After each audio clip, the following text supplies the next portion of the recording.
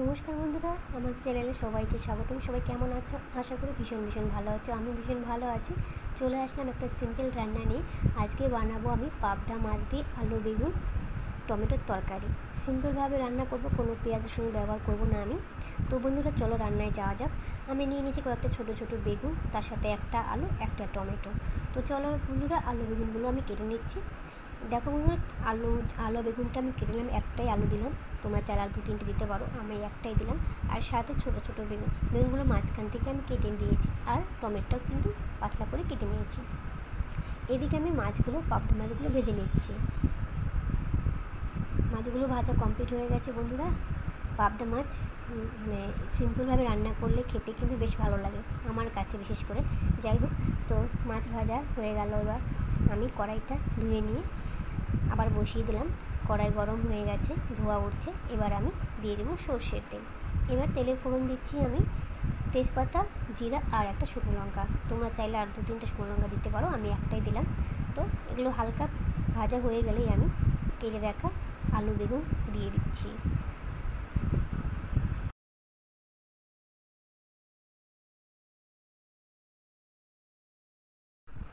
আলু বেগুন আমার হালকা ভাজা হয়ে গেছে।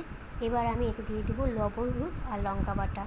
এবার মশলার সাথে মানে লবণ, হলুদ, লঙ্কা বাটার সঙ্গে সবজিটা ভালোভাবে কিছুক্ষণ কষিয়ে নেব।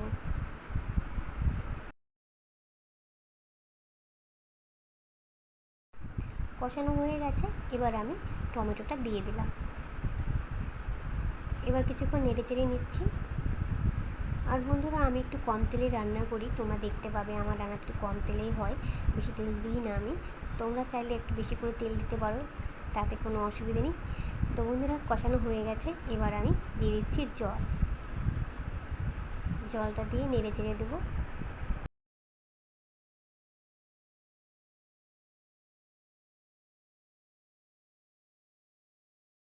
এবারে আমি 5-7 মিনিটের জন্য ঢাকা চাপা দিয়ে দিচ্ছি। 5-7 মিনিট পরে এসে দেখছি কতটা সেদ্ধ হয়েছে সবজিগুলো।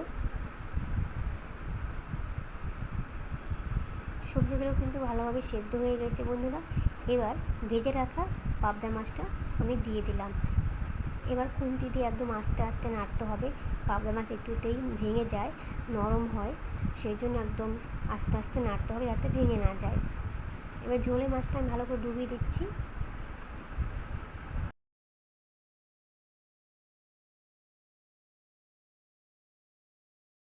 ঝোলটা ফুটে উঠেছে, এরকম অবস্থায় আমি দিয়ে দিলাম আদা বাটা আর জিরা গুঁড়ো।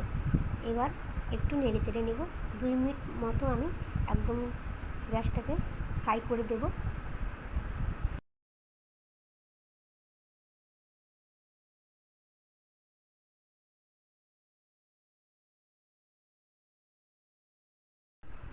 একদম টকবক করে ফুটিয়ে নেব বন্ধুরা। এবার কিন্তু আমি নামিয়ে নেব। দেখো বন্ধুরা, দেখতে যেমন সুন্দর হয়েছে, খেতে কিন্তু খুবই টেস্ট।